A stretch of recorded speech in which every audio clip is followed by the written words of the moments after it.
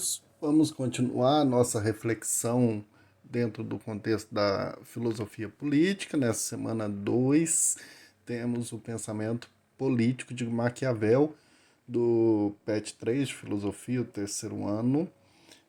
Vimos na primeira semana a, as teorias de Aristóteles e de Platão, que são base para o nosso entendimento da nossa cultura política e do pensamento ocidental. Mas é claro que são pensamentos que diz respeito a, a uma política mais idealista, mesmo que Aristóteles seja mais realista, mas do contexto da filosofia antiga. Maquiavel, então, é alguém que viveu ali século XVI, XVII, está nesse contexto maior de uma política mais moderna. Nós vamos ver o porquê, qual que é a mudança. É importantíssimo, a obra de Maquiavel é importante nesse contexto, entre várias obras que ele tem, mas a mais conhecida é chamada O Príncipe. E Maquiavel, então, percebeu que a política tem que ser bem realista mesmo. Por quê? Porque se a gente percebe, até na introdução que é importante, que ressalta, as relações humanas costumeiramente são relações de poder. Então, Maquiavel é o pioneiro em compreender a política a partir das relações de poder. Então, as relações nossas, humanas, constantemente envolve aí os nossos interesses egoístas, cada um tem os seus interesses, quer puxar a sardinha para o seu lado, isso a gente vê no dia a dia nosso, e na política não seria diferente. Então, para ele, um Estado forte, que possa ter um governante, um príncipe, alguém que faça esse jogo de controle aí. Então ele tira da política o que até no momento estava presente, a moral, a ética. Então na política não condiz com essa questão de moral e ética que constantemente a gente ouve falar. Então ela tem que ser mais realista, mais técnica. Né?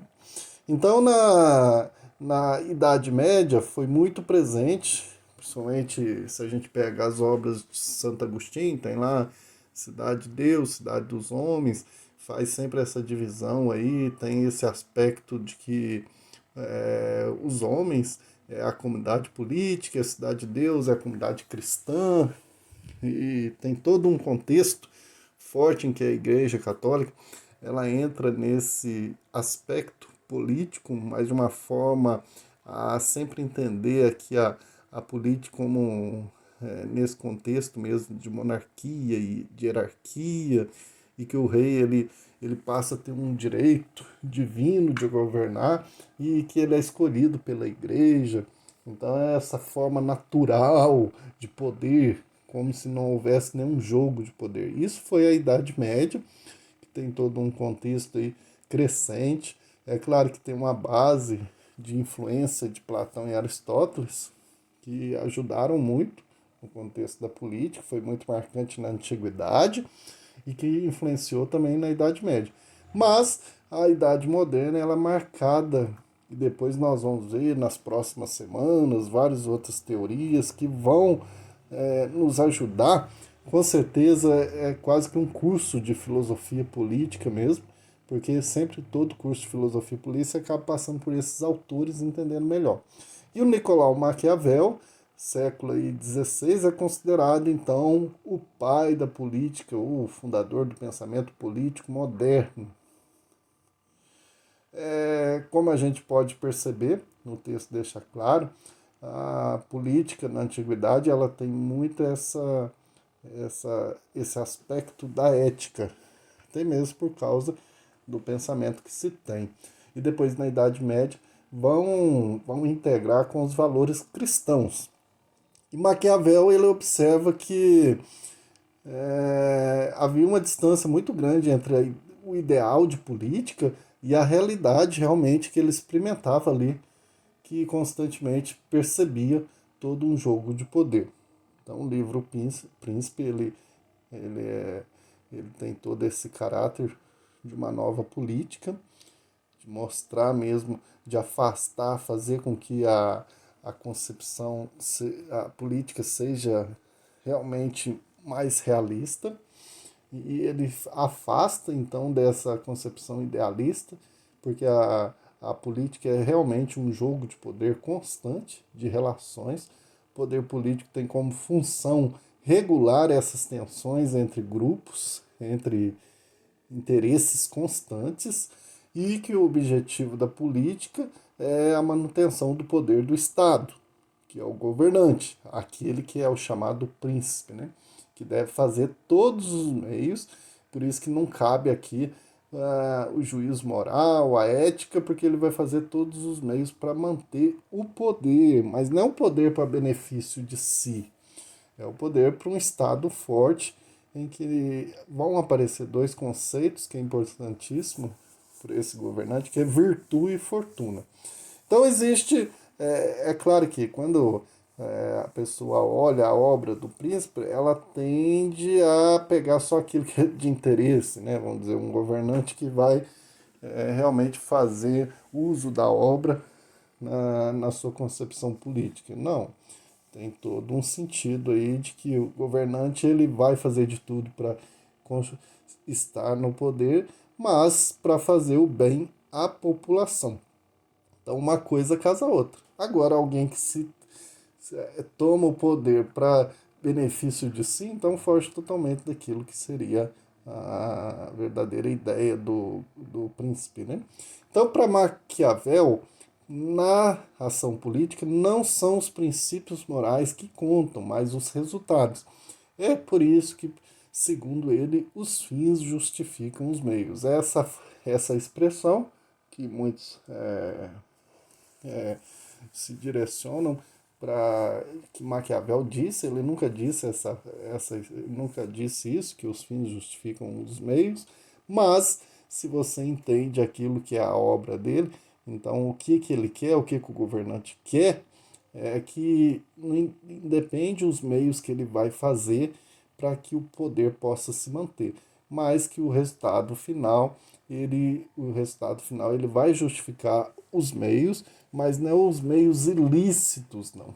Isso que tem que ser entendido, porque existe, igual eu falei, um resultado que ele tem um sentido não só para si, mas para a própria população. E os dois conceitos que é importantíssimo para a gente entender esse realismo da política de Maquiavel é fortuna e virtude, que são conceitos aí conceitos do latim, que vem desde o tempo antigo, mas tem um novo sentido dentro da política. A fortuna, ela diz respeito às circunstâncias, o tempo, o momento, a sorte, o momento individual. Então, o governante, o príncipe, ele vai observar aquele momento para agir daquela forma. E a virtude, então, é a capacidade que ele tem. Ele observando esse momento, que é uma fortuna, é uma sorte, é um momento propício, então está acontecendo isso, aquilo no reino, ele vai aproveitar, segundo a virtude dele, essa capacidade de controlar as ocasiões, os acontecimentos, para benefício de um Estado forte. Então ele vai ter uma estratégia para impor ali, para aproveitar desse momento. Então isso acontece.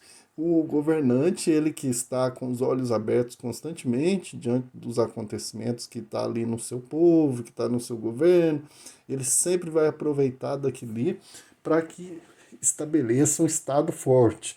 Mas tem que entender aqui, porque num primeiro momento, quando a gente lê, e eu falei aí, né, já dei destaque, tem um conjunto dessa obra. Então o governante não pode olhar assim, então eu vou aproveitar dessa oportunidade que fizeram isso comigo para fazer isso e elevar minha moral e eu possa tirar proveitos disso. Mas proveito em benefício de quem?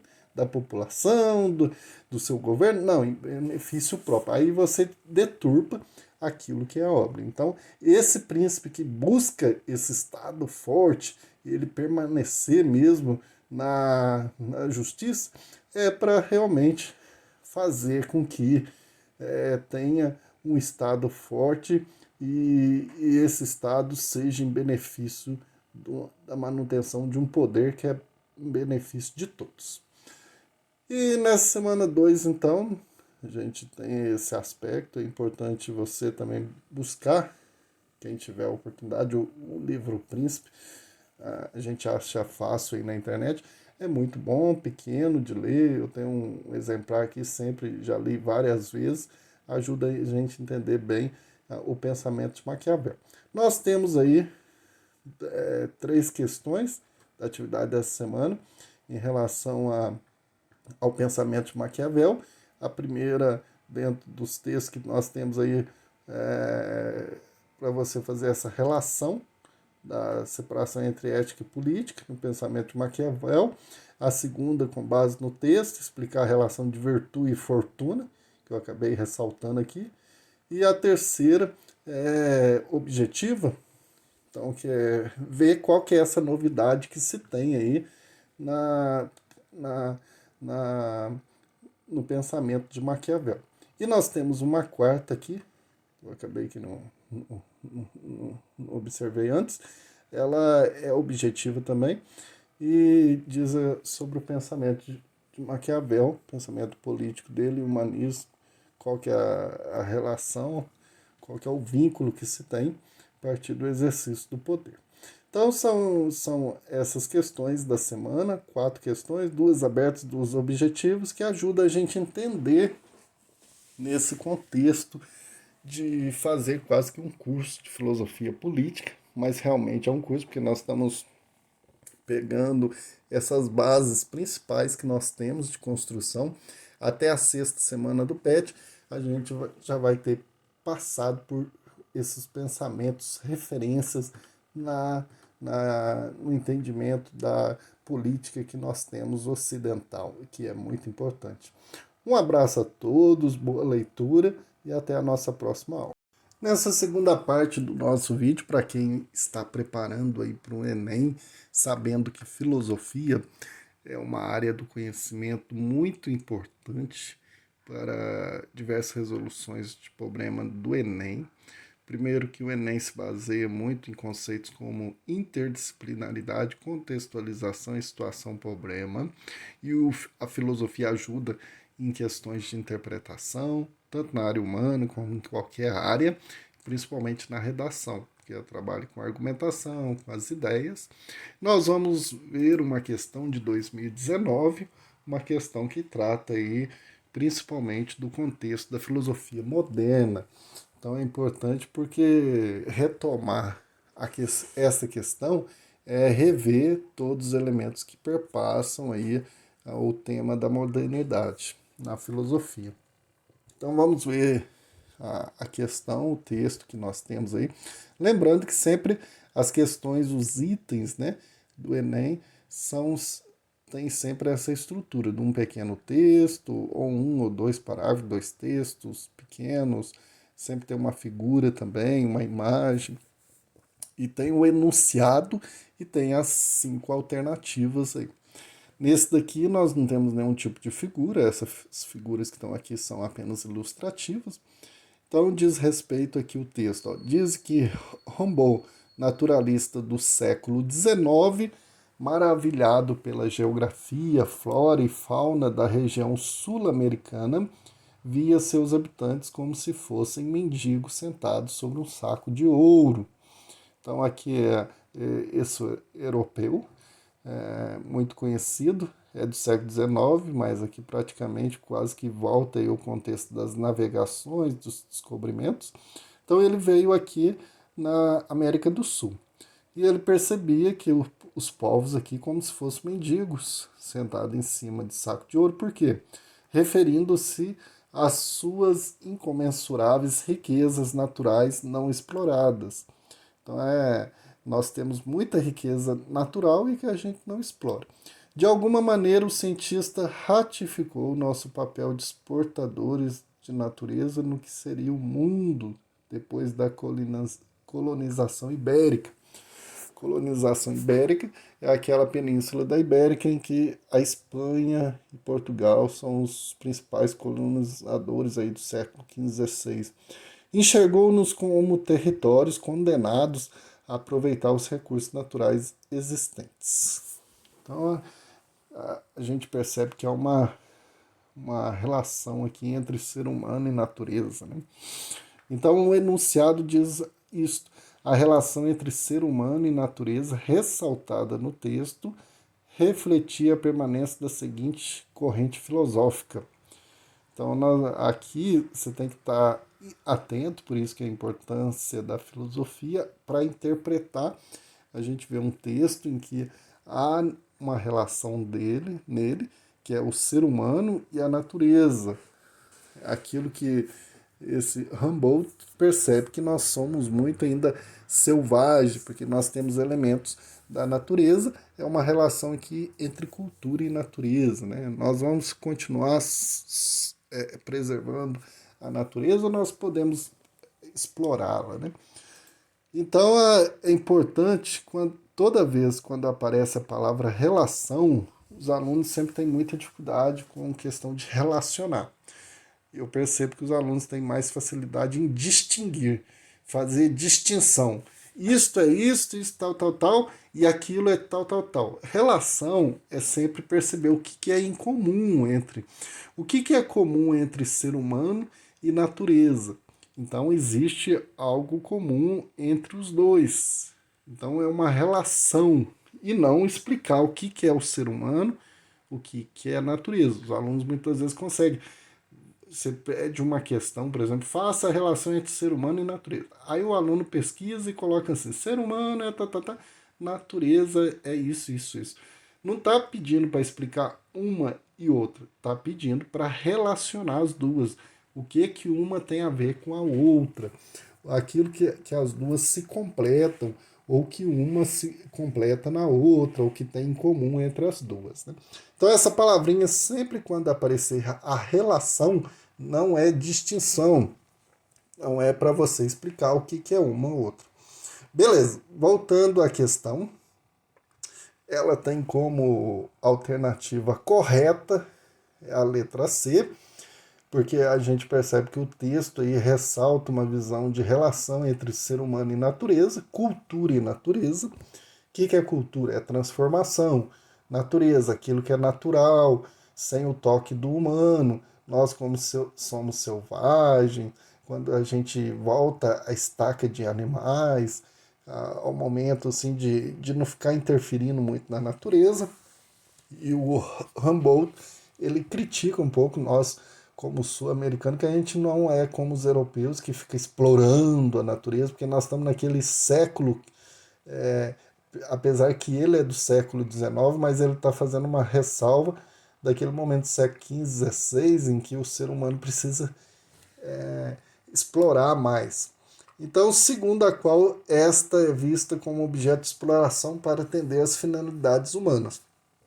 No racionalismo cartesiano, que é o racionalismo de René Descartes, aí a gente tem que conhecer um pouquinho, a busca de uma ciência verdadeira envolve um olhar de exploração, já que René Descartes anuncia o ser humano como senhor e possuidor na natureza. Então, a relação que nós temos aqui entre o ser humano e a natureza ressalta a corrente filosófica ali da modernidade, que é o racionalismo, principalmente aqui o racionalismo de René Descartes, em que nós, é claro que naquela época da modernidade, essa questão de explorar a natureza, nós temos que dominar, nós temos que buscar fazer com que a ciência seja a verdade absoluta. Então, o ser humano, ele é dono de todo mundo. Isso é muito presente ali naquele contexto da modernidade.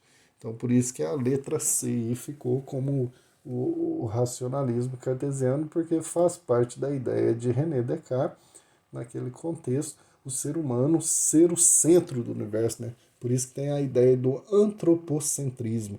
A modernidade é agora o ser humano no centro do universo. Em contraposição, a Idade Média, que era teocentrismo, Deus no centro, a religião. E por que não é as outras alternativas? A letra A não tem nada a ver, né? Relativismo é quando você tem várias posições, isso depende do ser humano. Então, o cognitivo é a nossa capacidade de conhecer as coisas. Então, a pessoa tem problemas cognitivos, por exemplo, ela tem dificuldade de entender a lógica das coisas. Então, o cognitivo é a capacidade. E relativismo cognitivo é a diversidade, ou cada pessoa tem um jeito de conhecer, cada pessoa tem uma maneira de conhecer, né? E não tem nada no texto falando sobre isso. A letra A, todos os termos, letra A, C, D e E, são termos interessantes, mas que não condizem. O AB, né, a C acerta, A, B, D e E, não condiz com aquilo que está no texto. Então a letra A também. A letra B é essa corrente filosófica do marxismo, século XVIII, XIX, ela está mais fazendo uma crítica ao capitalismo, em que é uma luta de classes, né? É a oposição aí entre o ideal, que nós temos as correntes filosóficas do idealismo, principalmente como base o Hegel, em que a história, ela que move, existe uma racionalidade histórica que move as pessoas. E o Karl Marx, que é um dos que depois vai trabalhar de forma mais ampla o materialismo dialético. Esse termo materialismo dialético, ele ressalta que o material, então ele cria uma oposição aí entre ideal e produção, é o material que é o centro sempre, a produção, as coisas que são sempre o centro das lutas de classe. O que move as pessoas, o que move uma nação é o interesse por bens, por aquilo que tem como domínio de produção. E não tem nada a ver nesse sentido sobre o texto, falando disso. Mesma coisa a letra D, pluralismo, diversidade de epistemologia, de conhecimentos. Há uma diversidade de conhecimentos, vários conhecimentos como princípio. No texto também não está falando isso, porque a relação aqui entre cultura e natureza, ser humano e natureza. E aí, que é o existencialismo fenomenológico, que é uma corrente filosófica do século XX, que a gente pode pegar aqui tanto em Husserl, como também principalmente em Jean-Paul Sartre. Então, o existencialismo é aquilo que a existência nossa, a nossa vivência do dia a dia, que nos define quem somos nós. Nós somos aquilo que fazemos de opção diariamente. E no texto não tem essa ressalva, né, ressalta sobre esse tema, porque ressalta sobre o ser humano dominar a natureza, essa relação de dominação que está mostrando nós como sul-americanos que a gente precisa sair da nossa selvageria, como seria ressaltado ali no texto, e nós precisamos explorar, dominar mais a natureza, né? Isso é uma mentalidade ali da modernidade, que hoje a gente vai vendo que a gente precisa ter uma consciência mais de sustentabilidade no mundo. Então você vê que são muitos termos, essa questão traz muitos termos filosóficos importantes, que é preciso a gente conhecer bem, fazer outras leituras, outras pesquisas, para estudar esses termos, porque eles nos ajudam a entender muitas questões que poderão aparecer aí no Enem. Espero ter ajudado um pouco a entender, a partir dessa questão, essa ampliação de temas que aparece nela e que vocês possam fazer boas leituras para se preparar melhor para o Enem. Bons estudos, boas leituras e até a nossa próxima aula.